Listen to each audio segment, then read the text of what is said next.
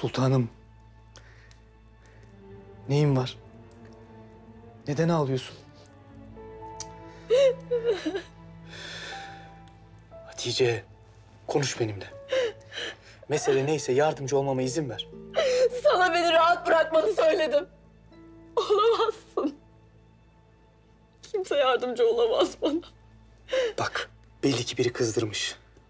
Üzmüş seni. Yoksa Bidar Sultan, Nane Sultan. Hepsinden nefret ediyorum. Her şeyden. Buradan da nefret ediyorum. Keşke hiç gelmeseydim buraya. Keşke hiç gelmeseydim.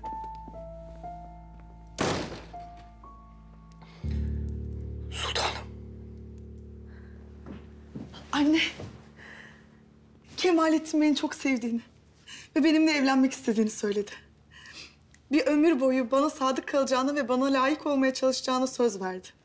Gördün mü bak haklıymışım. Sen de endişe etme artık.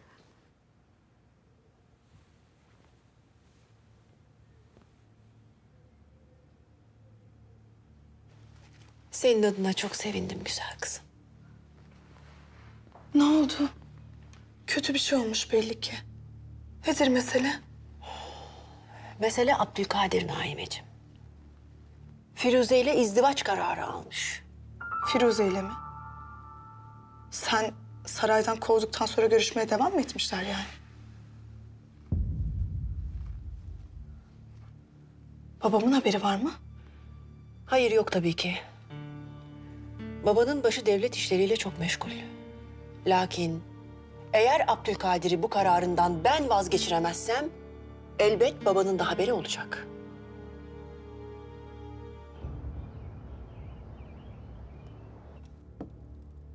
Tevfik Paşam, Kaiser Wilhelm'le konuşacağımız hususlarda çalışmalar yapıldı mı? Evet hünkârım. Demiryolu meselesine geldiğimiz nokta ortada. Çalışmalar yapılıyor. Lakin Alman İmparatorluğu'nun desteğiyle hem daha kısa sürede hem de teknik olarak daha fazla yenilikle ilerleyeceğiz. Demiryolunun lokomotiflerini Almanya'dan alacağız. Selim Paşa da diğer ayrıntılar üzerinde çalışıyor. Alman mühendislerin katılımıyla bazı zorlu mıntıkalarda dağların delinmesi ve rayların döşenmesi konusunda hızlanacağız. Peki silah meselesi? Hünkârım, ben çalışma yapmıştım. Almanlardan alacağımız sahra topları hem menzil itibariyle hem de gücü itibariyle çok ileri makineler. Ordumuza güç vereceklerdir. Benim merak ettiğim şu. Bu iki anlaşma hususu devletimizin faydasına olacak mıdır? Hünkârım, bu silah işlerini ben bilmem ama demiryolu hususunda... Paşamızın eski sevdası. Yani vallahi hünkârım, bu hizmeti yapabilirsek eğer öldükten sonra bile hayır hasenat hanemize yazılacaktır. Vaktiyle ben bu işleri epey bir çalışmıştım. Kime çalıştınız? Hünkârım, Hem demiryolu hem de ordu meseleleriyle alakalı mesuliyetiniz var paşa. Demiryolu meselesini hususiyetle takip ettiğinizi bilirim. hünkârım, benim zaten bütün isteğim bu husustaki tecrübelerimi işe yarar kılabilmek. Eğer bunu başarabilirsem çok büyük sevinç yaşayacağım hünkârım. Daha evvel demiryolu işini İngilizlere vermek istiyordunuz. O zaman öyleydi hünkârım. Lakin şimdi doğru kararın Almanlar olduğuna eminim. Hünkârım, silah işi tamam. Almanlar bize silah satışından kâr elde edeceklerdi. Lakin demiryolu onlar için çok kârlı bir anlaşma olmayacaktır. Bu hususta bizimle birlikte olmayı istemeleri şüpheli değil midir? Hünkârım, Selim Paşa'ya bakarsak her şey şüpheli.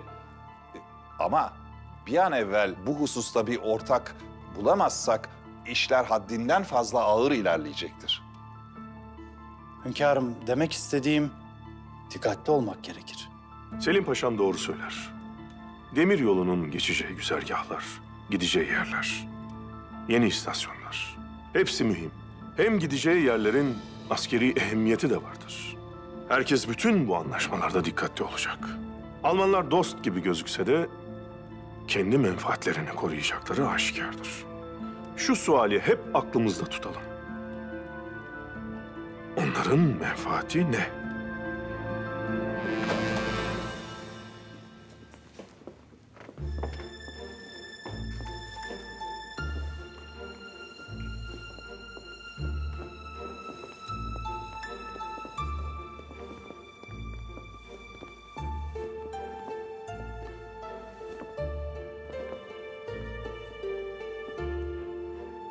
Abdülhamit bize ders vermek ister gibi.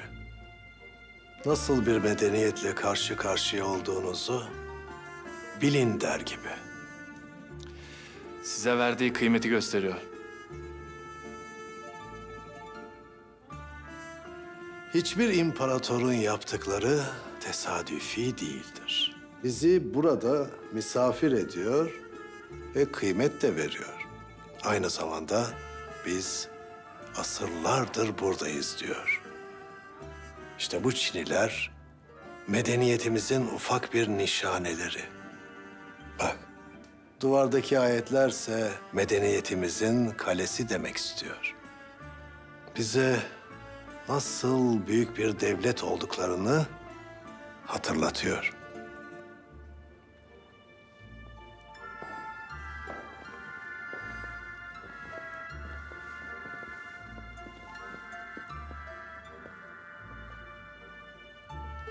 Biz de Türklerin Hakan'ına nasıl bir imparatorla dostluk kurduğunu göstereceğiz.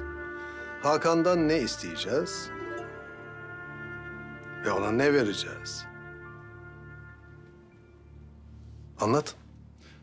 Majesteleri, şirketlerimiz demiryolu meselelerinde bir miktar yol kat etmişlerdi. Yolun devamı için devletler arası protokol imzalayıp daha güçlü bir şekilde devam etmek isteniyor. Bir de sahra toplarının satış meselesi var majesteleri. Yani buraya geliş sebebimiz ticaret diyorsunuz. İmparator Abdülhamit'le bu meseleyi 2 mektuplaşma ile çözebilirdik. Neden bütün Avrupa Abdülhamit'e karşıyken biz dostluk kuruyoruz? Neden dindaşlarımızı karşımıza alıyoruz? Söyleyin, bir tüccar gibi silah satıp ihale almaya mı geldik? Siz daha iyisini bilirsiniz. Elbette daha iyisini bilirim.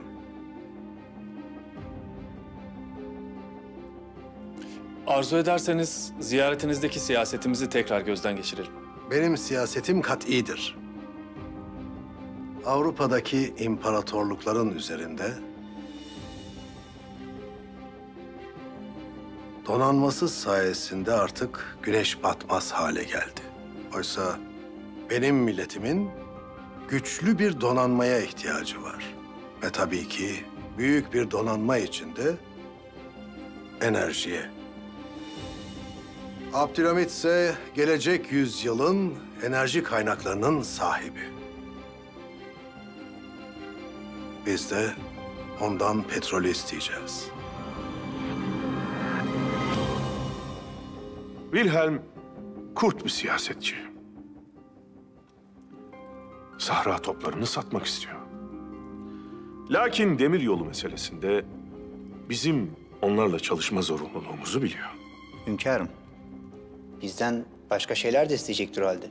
Ne isteyebilir? Başka ne gibi menfaatler düşünebilir Alman İmparatoru bu hususta? Bir harp çıktığında doğuda Rusları durduracak kabiliyetin artması ve İngilizlerin sömürgelerine giden yollarında bir engel. Hüseyin Paşa doğru söyler. Peki sizce sadece bu kadar mı? Trenin gideceği yerlerde ticaret gelişecektir. Çiftçi, tüccar malını ta Almanya'ya kadar satacak duruma gelecek. Bu da hem bizim hem de Alman ekonomisi için yeni pazarlar demektir. Lakin imparatorun asıl istediği şeyi unutuyorsunuz. Nedir o hünkâr? Petrol arazilerinin işletme hakkını istiyor. Wilhelm bunun için burada. O dostluk gösterileri, samimiyetler sahte mi hünkârım? Diplomaside dostluk mühimdir paşa. Lakin insan en büyük darbeyi dostundan yer. Hünkâr, imtiyazı verecek miyiz? Onlar isteyecek, Biz vermeyeceğiz. Petrol milletimin malıdır. Peki onların istediğini vermeden biz istediğimizi nasıl alacağız hünkârım? İşte siyaset burada işe yarıyor. Wilhelm Kurt bir siyasetçi. Alman kurdunu Sivas'ımızın kangalıyla alt edeceğiz.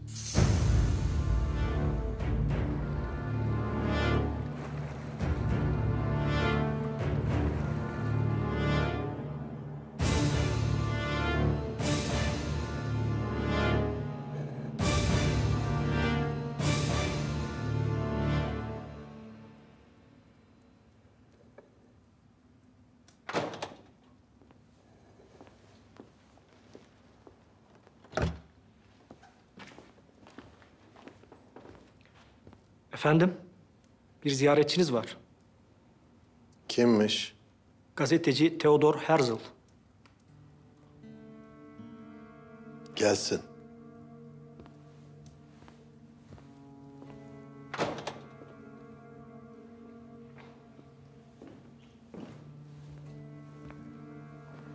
Majesteleri. Herzl, senin bizimle birlikte olduğunu bilmiyordum. Ben bir süredir buradaydım. Sizin geldiğinizi öğrenince bir ziyaret etmek istedim. Anlat. Siyonist Yahudilerin lideri. Efendim malumunuz, uzun müddettir milletim için mücadele vermekteyim. Özellikle Rusya'da ve Romanya'da Yahudilere yapılanlar artık ölümlerle neticeleniyor. Herzl, daha önce böyle bir odada bulunmuş muydun? Efendim? Duvarlarından süs akan bir odada. Hayır majesteleri. Ben de bulunmadım. Bu güzel odanın keyfini çıkartmama mani oluyorsun. Benden ne istediğini söyle ve git. Yahudiler için sultandan bir yurt isteyebilir misiniz? Osmanlı Hanedanı Yahudilere her zaman bir yardımda bulunmuştur. Sultan Abdülhamit'in bunu makul karşılayacağını sanıyorum. Özellikle Yahudilerin kadim yurdu olan Kudüs'ten bir toprak alınabilirse size minnettar kalacağım. Siz Avrupa'daki tek müttefikisiniz. Yahudilerin hamisi olarak bunu yaparsanız sizi geri çevirmez. İmparatoruna ve milletine ne vaat ediyorsun? Bunun karşılığında ne versem eksik kalır efendim. Ama Yahudi bankerlerle sorun yaşadığınızı işittim. Büyük bir donanma hayaliniz olduğunu da biliyorum.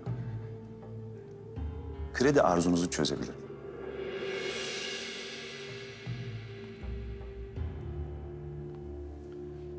Sizi devletlerin neden kovduğunu biliyor musun? Çünkü sizde başka hiçbir millette olmayan ticaret aklı var. Sultan Abdülhamit'le konuşacağım. Majesteleri.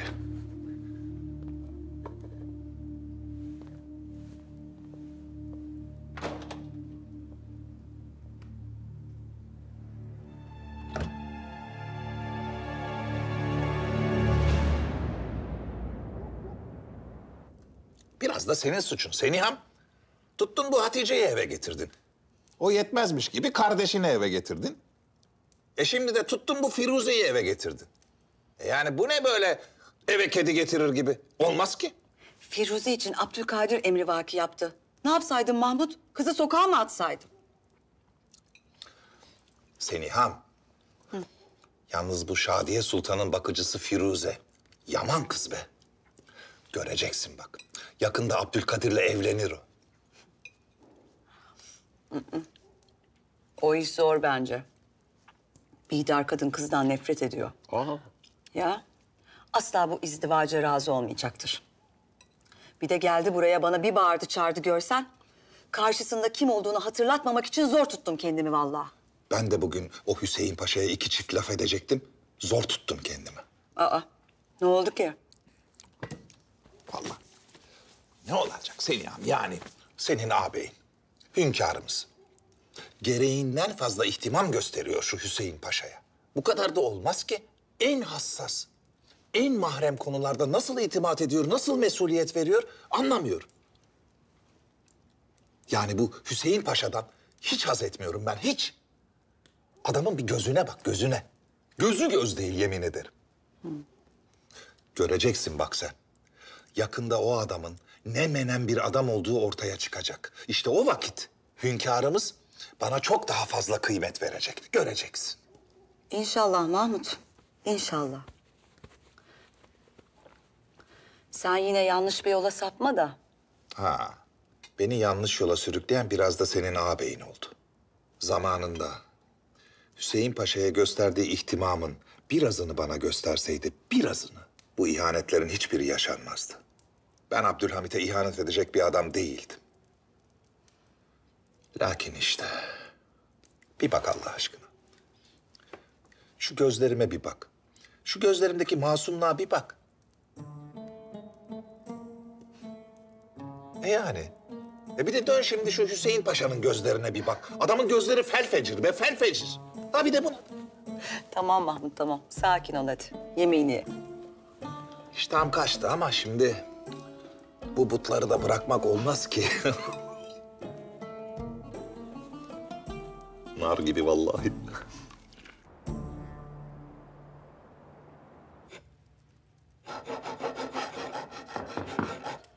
Gel.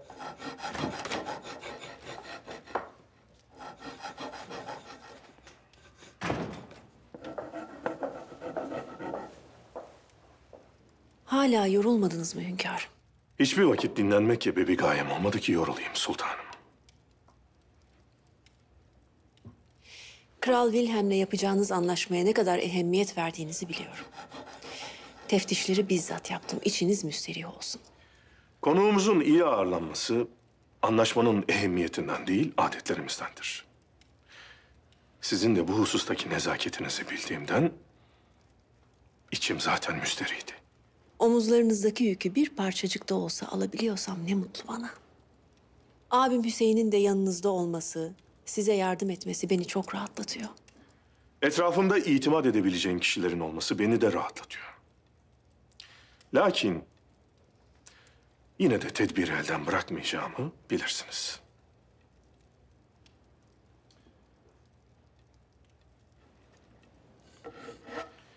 Şadiye Sultan üzüldü mü yemeğe katılmayışıma? Üzüldüler. Lakin biz Naime ile onu teselli ettik. Abdülkadir yok muydu? O da ne yazık ki yoktu yemekte. Sizin canınızı sıkacak bir şey mi yaptı? Siz endişe etmeyin hünkârım. Ben Abdülkadir'in yanlış kararlar almaması için kendisiyle alakadar oluyorum. Şayet beni dinlemezse size arz ederim.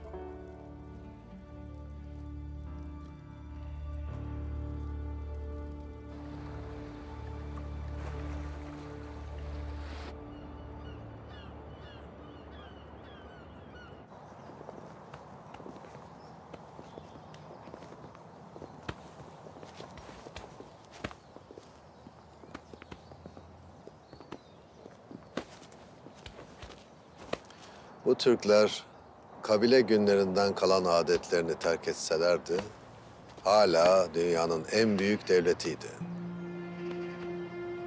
Ama barbarlıklarını sürdürüyorlar. Ve o devirlerin artık bitmek üzere olduğunu bilmiyorlar. Barbarlık ve medeniyet bir arada olamaz. Mektepte eli kalem tutması gereken, müzik aleti çalması gereken çocuk burada dövüş talimi yapıyor. Ekselansları, Sultan Hazretleri sizi kabul edecek. Buyurun.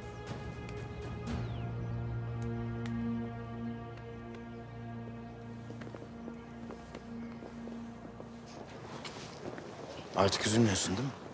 Şehzadem, benimle evlenmek istemeniz beni o kadar onurlandırdı, o kadar mutlu etti ki. Lakin validenizin de dediği gibi. asla gerçekleşmeyecek bir hayal benim için. Bizim evlenmemize razı gelmeyecek. Benden nefret ediyor. Sana söyledim. Validem ne derse desin. Biz evleneceğiz. Belki valideniz haklı şehzadem. Ben size layık mıyım? Basit bir kızım sadece. Şu kılık kıyafetime bir bakın. Yanınıza yakışmıyorum bile. Kıyafet dediğin nedir ki Firuze? Hadi gir dükkana. İstediğin kıyafeti alabilirsin.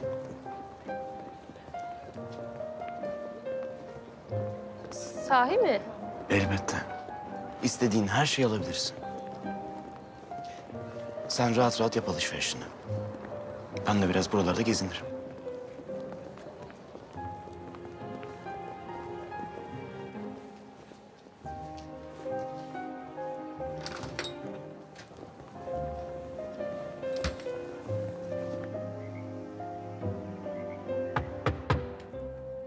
Gel.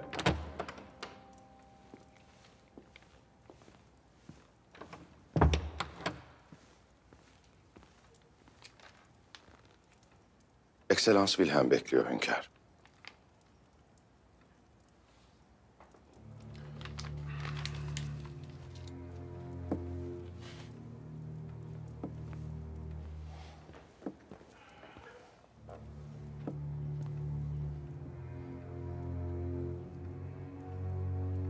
Söyle paşa, söyle.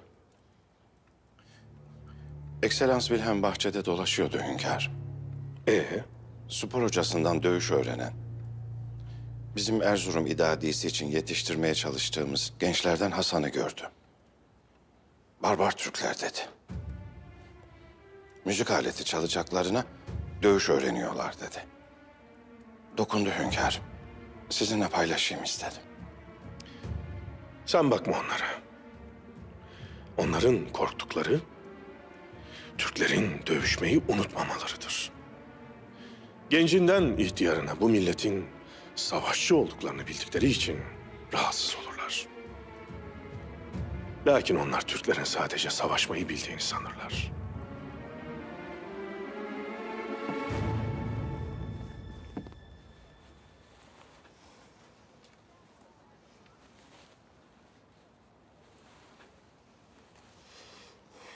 Yakıştı mı? Yakıştı. Lakin çok pahalı bir elbisedir bu. Sen alamazsın mı diyorsunuz yani? 3 tane elbise ayırttınız. Sadece en pahalı elbiseleri seçtiğinizi size hatırlatmak istedim. Farkındayım.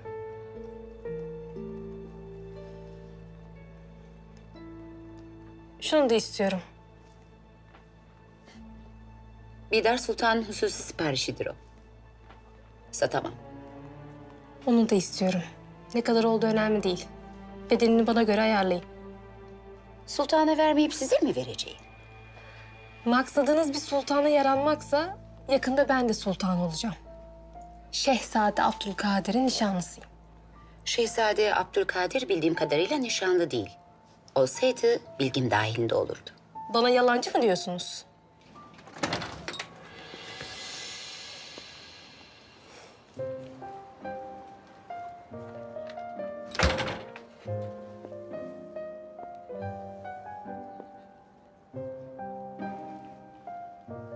Alışverişiniz bitti mi sultanım?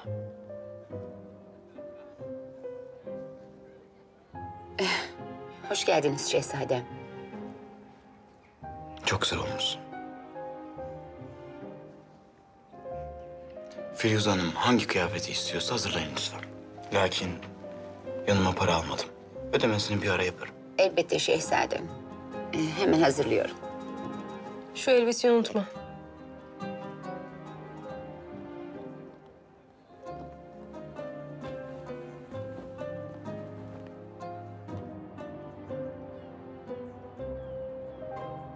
Benim için muazzam bir oda hazırlatmışsınız.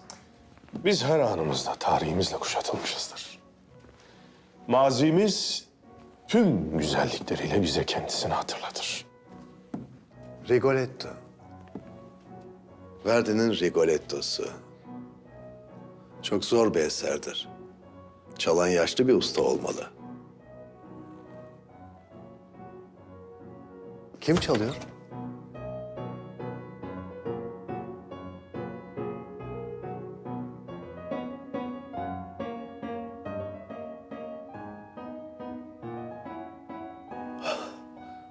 Bu yaşta bir çocuğun bu eseri çalabilmesi neredeyse imkansız.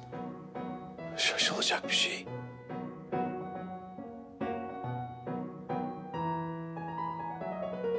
Hasan.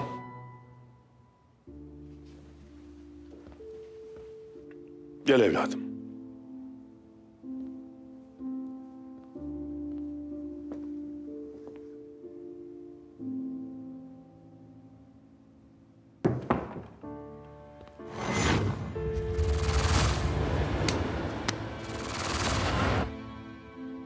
Biz imparatorluğun her tarafından gençleri keşfeder, sarayda eğitiriz.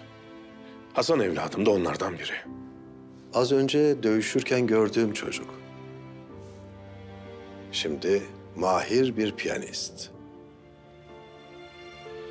Hasan aynı zamanda hafızdır.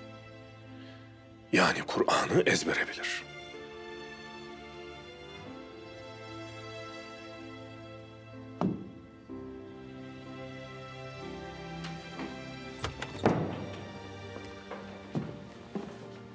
Biz hem bileğimizi, hem aklımızı, hem de yüreğimizi her an harpteymişiz gibi besleriz, yetiştiririz. Osmanlı sizi daha çok şaşırtacak.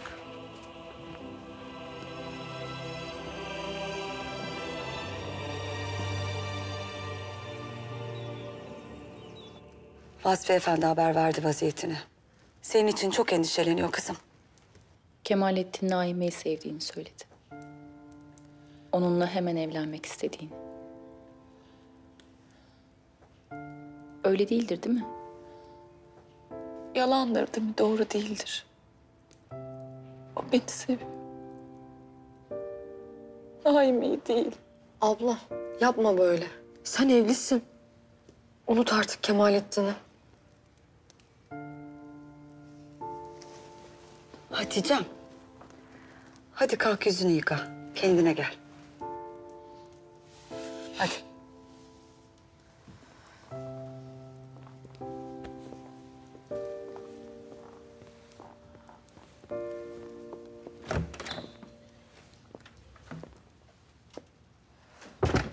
Fehime, vaziyeti hiç iyi değil. Sen bir süre onun yanından ayrılma olur mu? Bir delilik falan yapmasın. Gerekirse sakinleştirici ilacını da verirsin. Tamam hala.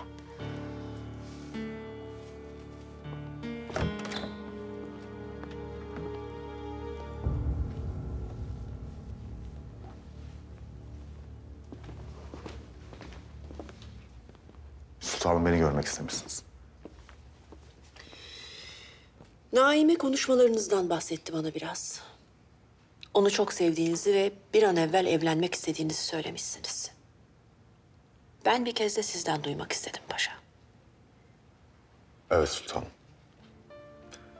Artık benim için sadece Naime Sultan var. Müsterih olun. Kendisini üzecek, kıracak bir davranışım olmayacak.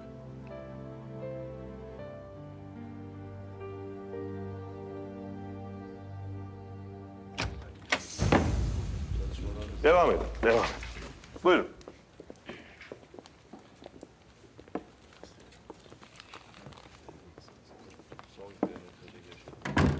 Şarkın en büyük işi olacak bu demiryolu.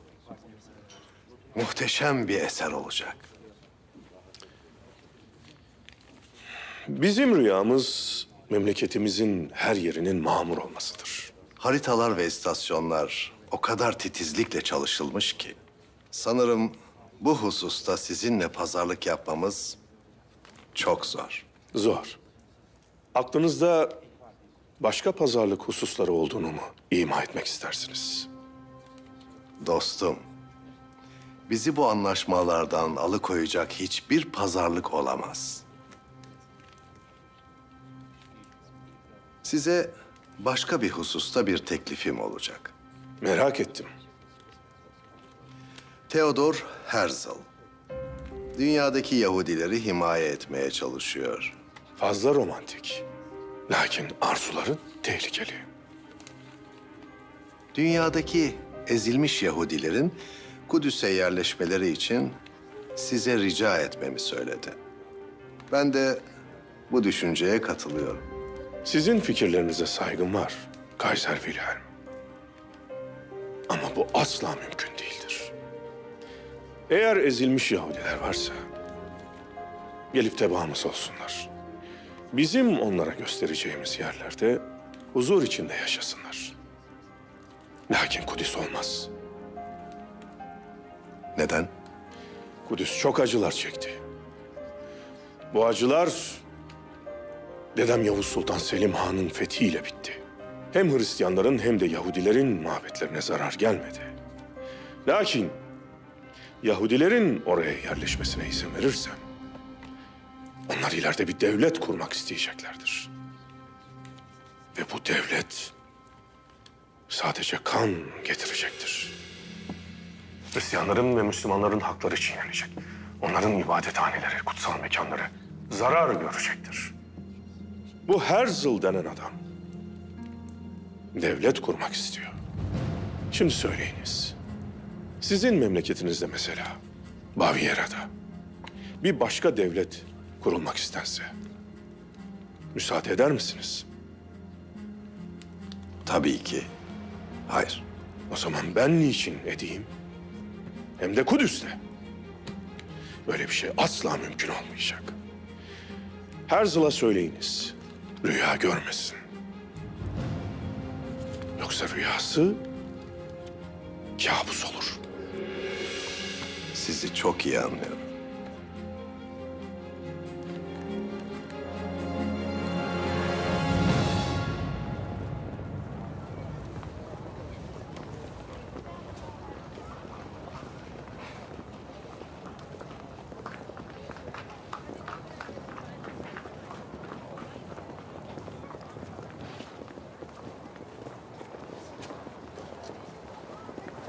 Hangisini beğendin?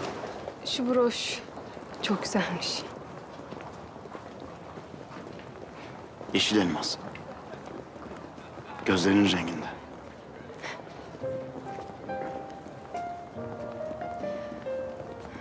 Çok pahalı olmalı. Ben böyle bir şey ömrümce takamam herhalde. Sen artık bir şehzade eşi sayılırsın. Her şeyin en iyisini hak ediyorsun. Gel benimle. Şehzadem. Gel benimle.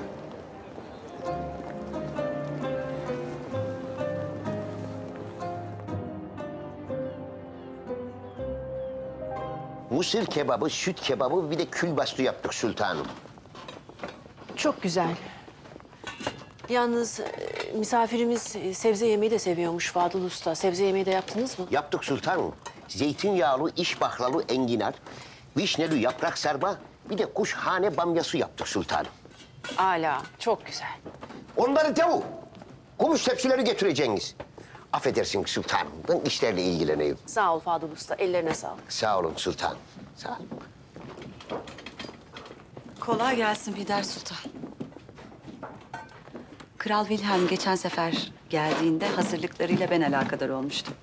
Dilerseniz size yardım edebilirim. Ne sever ne sevmez hepsi hala aklımda. Eksik olmayın. Bütün teftişleri yaptım. Gerek yok. Siz saraya bunu söylemek için mi geldiniz? Hatice Sultan'ı ziyaret etmiştim de. Fehmi artık onun yanında kalacak. Endişeleneceğiniz bir hal vuku olmaz bundan sonra. Rahat olunuz. Eğer siz bunu söylüyorsanız Seniha Sultan, eminim benim endişelenmemi icap ettirecek bir hal var. Firuze yüzünden bana kızgınsınız biliyorum. Lakin o işte benim hiçbir dahlim yok. Şu söylediğinize inanmamı bekliyor musunuz benden? Şehzademizin evime getirdiği bir kıza yardım ettim ben sadece. O zaman görün bakın Seniha Sultan. Merhametiniz nelere yol açtı. Siz oğlunuza söz geçiremediğiniz için suçluyorsunuz beni. Ben sizi evvela Hatice Sultan'a söz geçiremediğiniz için suçluyorum.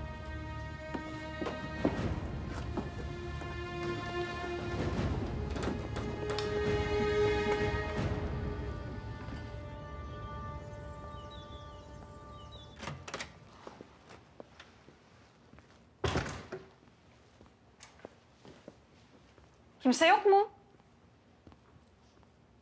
Geliyorum. Merhaba. Ben Selim Paşa'nın kızı Dilşat. Bundan sonra burada çalışacağım. Hoş geldin.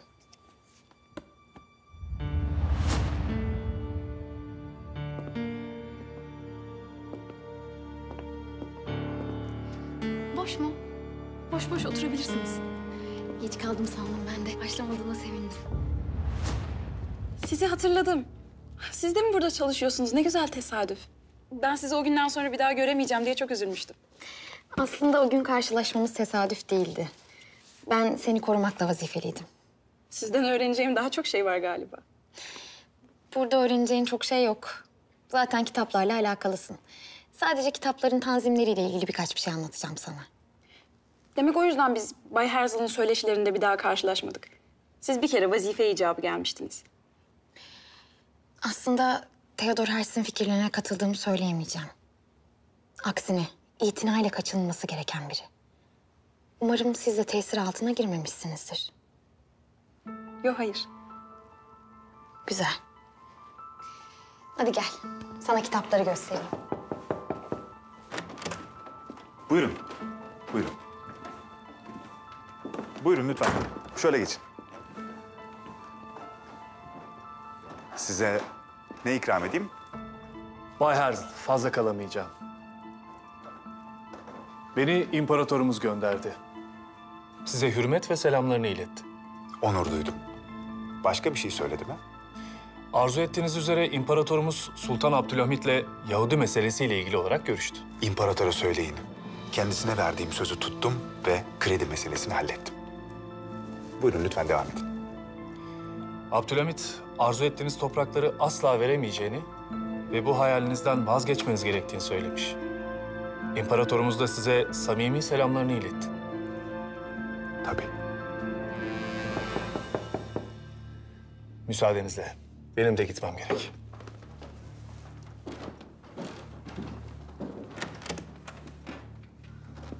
Majestelerine sonsuz hürmetlerimi iletin.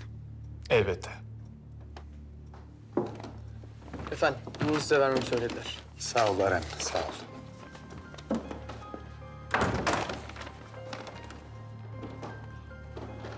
Siyonist Yahudilerin lideri Sayın Theodor Herzl'a. Rusya ve Romanya'da gördüğümüz eziyetler bizi yurtlarımızdan ayrılmaya zorlamıştır. Bize bir söz vermiştiniz. Kadim topraklarımıza geri döneceğimizi söylemiştiniz. Bizim arzumuz katledilmediğimiz bir yurt edinmek. Bir Rus zırhlısıyla İstanbul'a doğru yola çıktık. Eğer İstanbul kıyılarına ulaşırsak lütfen bize yardım edin.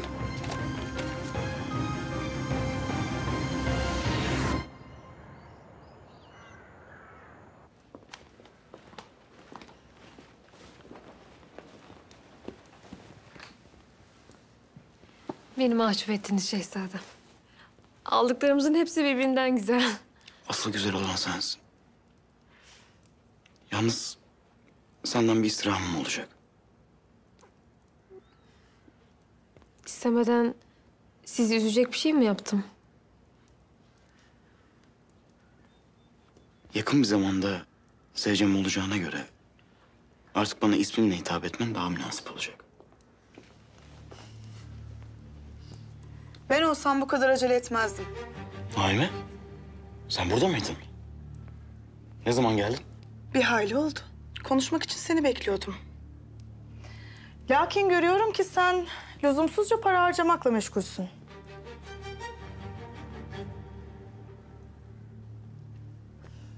Ben sizi yalnız bırakayım.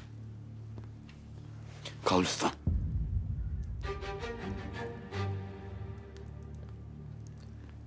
Müstakbel eşimden hiçbir şey saklamıyorum ben. Müstakbel için öyle mi? Ne kadar da rahat söylüyorsun. Hem de annemin rızası olmadığını bilerek. Firuze ile validem arasında geçmişten gelen bir husumet var. Doğru. Lakin validem zamanla tanıyacaktır. Kabul edecektir. Hayal görüyorsun. Ne annem ne de babam bu izdivaca onay verecek. Yine de onları çiğneyip evlenecek misin?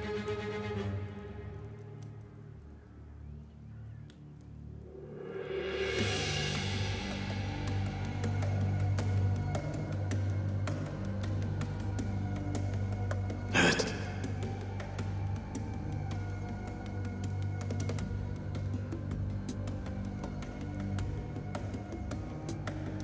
Evleneceğiz.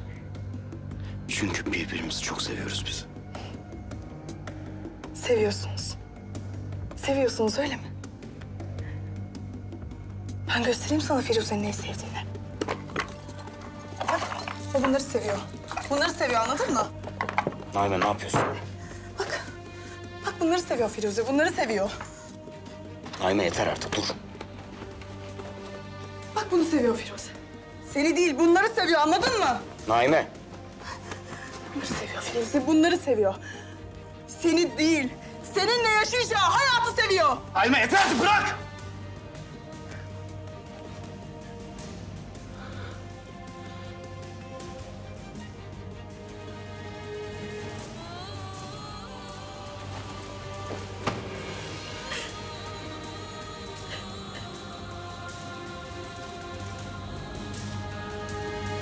Abdülkadir'i kandırmış olabilirsin.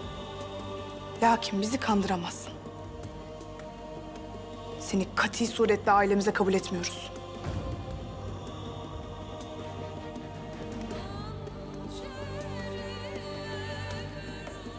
Çok büyük hata yaptın hala.